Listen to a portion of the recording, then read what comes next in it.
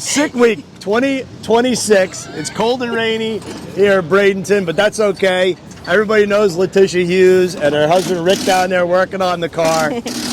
755 average so far? 755 average at 186. That is awesome. And you've come a long way from running 11s NA with this thing, you know, slightly modified, almost stock, into the 8s, 860 class. You did great. And man, you have set goals for yourself. And you told me a long time ago, I'm going to run 7s one day. I did. And here you are doing it, and it's still a street car. Like you always said, it would always be a street car. Yeah, I mean, I've been a huge advocate for that. I mean, I think that racing has kind of changed over the years, and we've seen a progression that leads more to people wanting to drive their cars on the street. Nowadays, with a newer car, it's super simple to get a car to run 8s even. So with minimal modifications, and guess what? You can still go pick the kids up, go to Cards and Coffee, and go to the racetrack. So. Right. So tell me about the current combo. Okay, so we just did a 4-link on it. We did a TRZ swap. Our friend Hunter killed it on us. We gave him 5 days for sick week, before sick week, in order to do a complete solid axle conversion for it. But yeah, I mean, it has a TH400 in it. We're running Precision International High Performance Kit in it, built by Whatever It Takes Transmissions, built Anthony. It is a twin turbo setup. It has HPT 6870s on it. Sean's custom alloy intake, engine built by TKM Performance, and of course Rob Shoemaker is forever my tuner. So yep, and we know the Coyotes are like super duper reliable. So is it still a stock block? So it is. It's a factory engine. It's a 5.0 right now. We just ordered a 5.2 from TKM yesterday, actually. But you know, rods, sleeves, pistons, you know, the whole works down there. But you know, stock bottom end.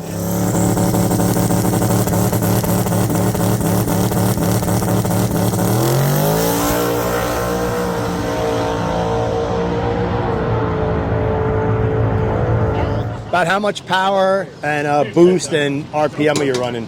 So the most that it's really been on is 37 pounds. I went 737 at the end of last year, but that was on an IRS setup. So this past weekend in testing, I went a 742 and I was only on 30 pounds of boost. So we dropped about 200 pounds with doing the solid axle conversion, and you know, I mean, like, we're really seeing the car is kind of liking it. We're still trying to figure it out. We're leaving extra soft, just trying to go down the track and then, you know, kind of running it out the back. So. Right. So tell us how this year's sick week is going for you. Oh, I mean, it's going good. I mean, like I said, we're very happy to be sitting where we are, making the progress that we have. I mean, it was a big change. I mean, TRZ, those guys were like, look, we've never seen anybody like really kind of come out and, you know, latch onto a 4-link and, you know, be able to go out there and do what you all are doing with minimal effort, it seems. But, you know, we run a good program. We have a lot of great people surrounding us.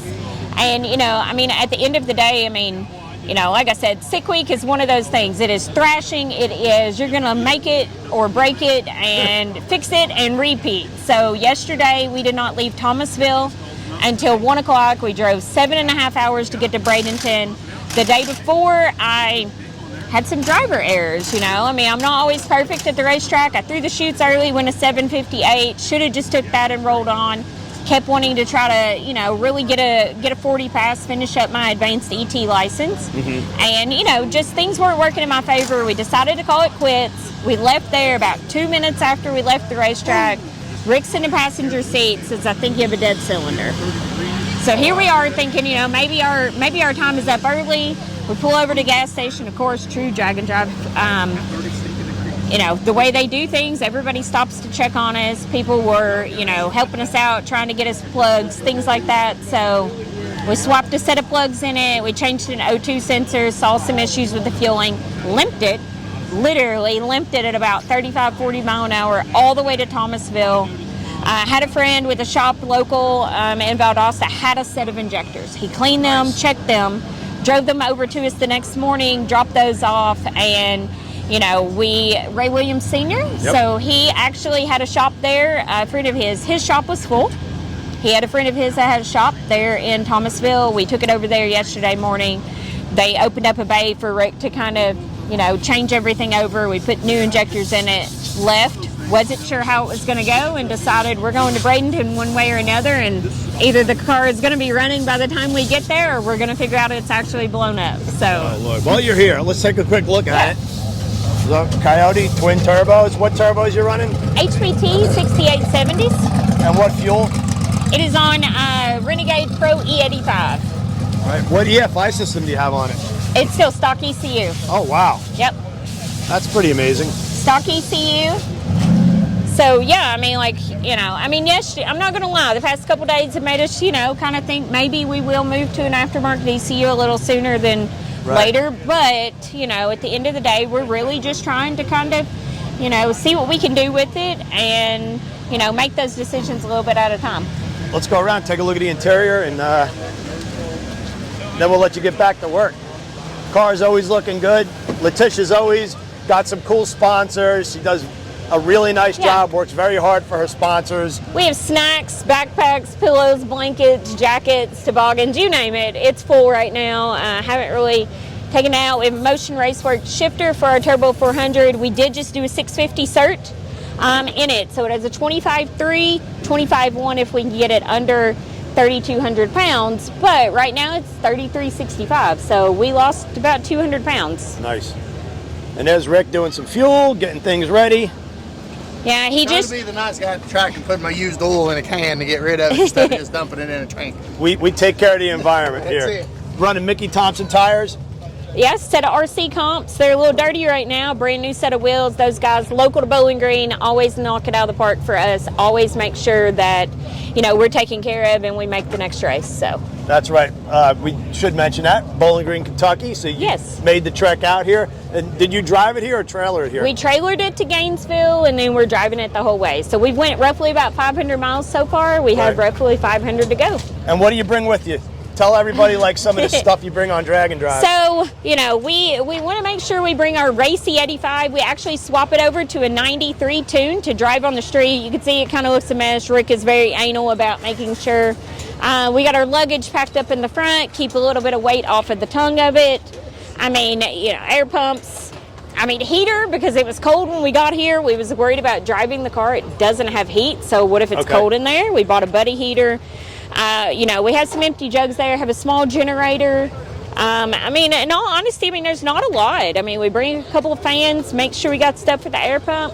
It's not a lot we really need to work on the car and do the maintenance to turn it over. It's more of a tune situation, drain fuel, put new fuel in it, it's ready to go. That's awesome, man.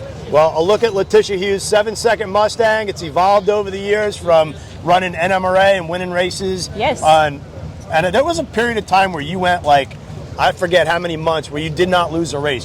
She was the most heads-up racing, showing up racer I've ever seen in my life. So 2021, all motor days, I actually ran myself out of a place to race. I would get to the point where the promoters were like, don't let her out of the truck.